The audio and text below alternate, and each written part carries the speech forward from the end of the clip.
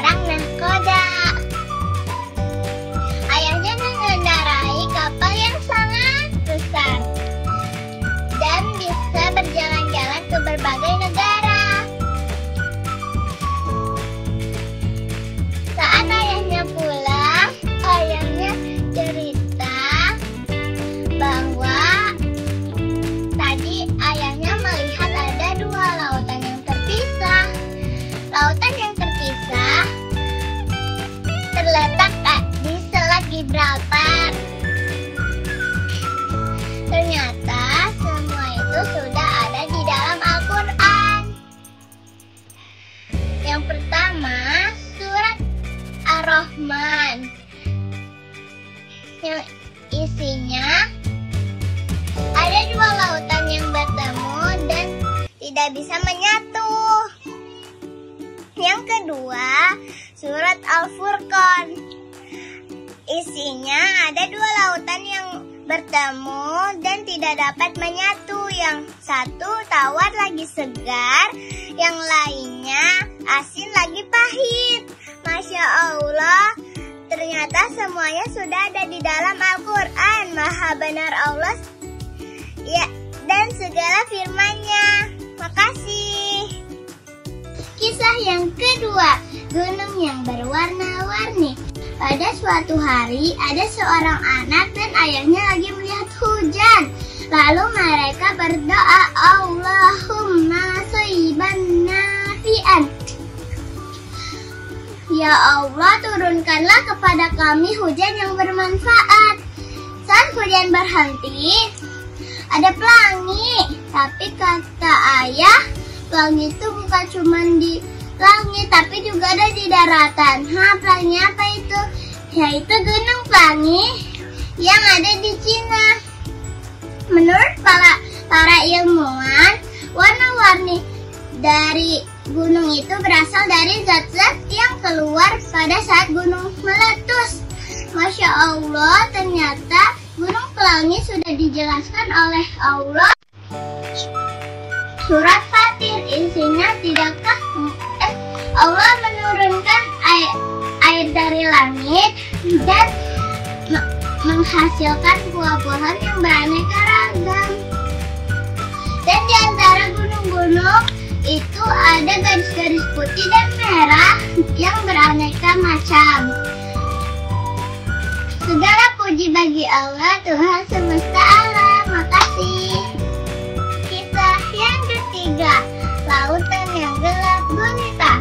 Pada suatu hari, ada seorang anak yang diajak kakeknya memancing di sungai. Dan beberapa lama dia tidak dapat ikan. Dan katanya, kita mancing di laut aja yuk, kalau di sini tidak ada ikannya. Kakek pun tersenyum. Kamu tahu nggak kalau di sungai dan di laut itu ikannya berbeda loh. Semakin dalam laut semakin gelap. Mengapa begitu ya?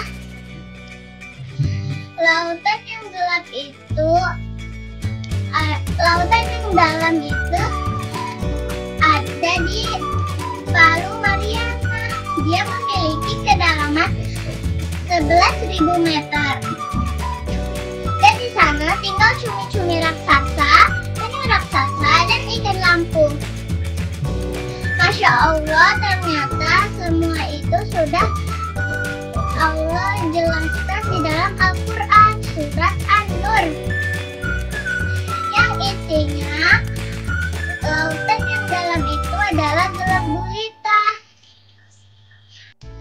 yang di atasnya ada gelombang-gelombang gelap. Allah Maha Besar lagi sempurna kebesarannya. Makasih. Kisah yang keempat, si mungil yang bermanfaat. Kalian tahu nggak si mungil yang bermanfaat itu apa? Ya, betul sekali, itu adalah lebah. Lebah menghasilkan madu yang bermanfaat bagi manusia. Lebah itu berkelompok loh, ada lebah ratu, lebah perempuan, dan lebah laki-laki. Lebah bisa menggigit dengan ekornya, dan saat ekornya lepas, lebah pun mati.